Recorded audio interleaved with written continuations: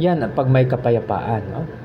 So, kasi ang kuwan mga kaibigan, ang tinatawag, yung gana natin sa pagkain, hindi natin pwedeng bilhin yan.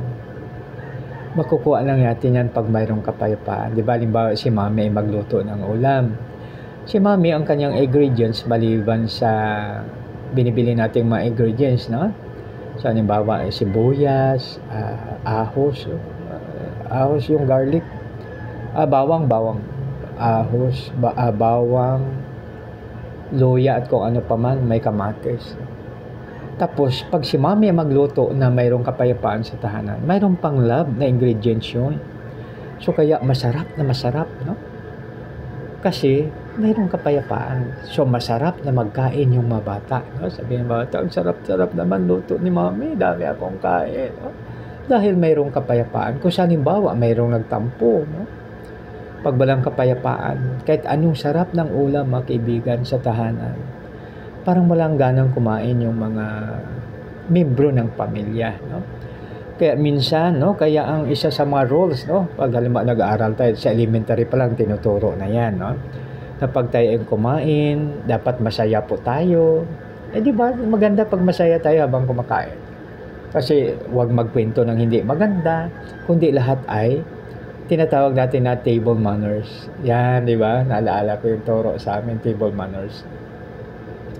So dito dapat sa kainan, ba, may balita kang hindi maganda, no? Dapat after eating na yan. After eating na, kasi mawala ng gana si mami o kaya si daddy, no?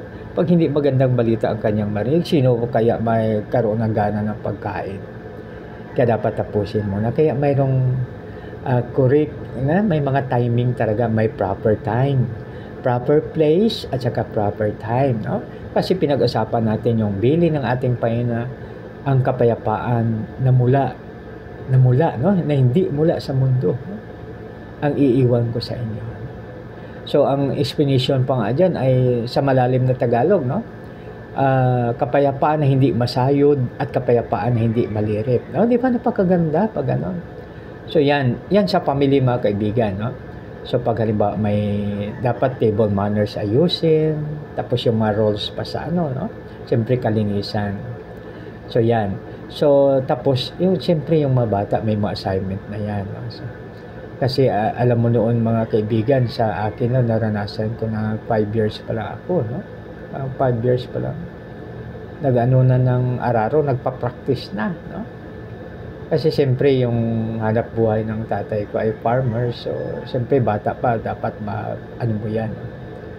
So ibig sabihin, sabi ni iba, nakasabit pa sa araro, no?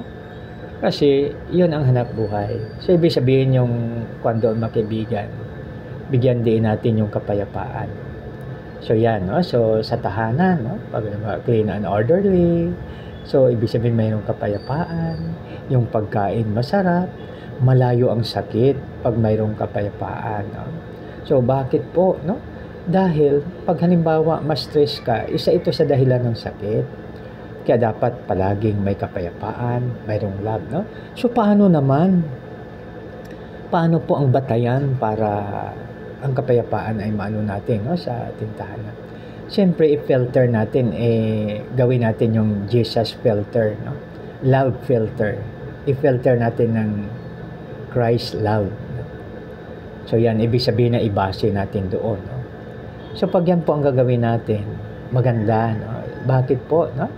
So dahil ang kapayapaan, so pag mayroon kang pag-ibig, lahat na kasalanan ay matabunan ng pag-ibig, no?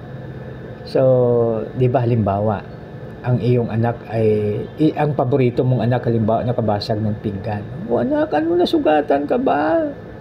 Pero pag iba, galit tayo, no? So, ganun, no? Yung gamitan natin ng pag-ibig. Yan, no? Ibig sabihin, ibase natin yung pag-ibig, no? Kasi balikan natin, no? Yung, ang sabi ng 2 utos, no? Love God with all your hearts, with all your mind, with all your strength, and with all your soul. Ibigin natin ating Panginoon buong puso, buong kaluluwa, buong isip, at buong lakas. So, yan, no? So, ibig sabihin na, pag mayroong love, so anuhin natin, no? So halimbawa, yung anak mo ay nagkamali, ang anak natin ay nagkamali, no? Kung hindi natin yan pairalin ang love, talagang magagalit tayo. So kung magagalit tayo na wala sa lugar, mahirap, no? Kaya dapat sa proper place at saka sa tamang panahon, no? Diba nagkasala siya? So tawagin, anak, pwede naman nating papaluin yung anak natin, nakalagay naman yan sa gabay.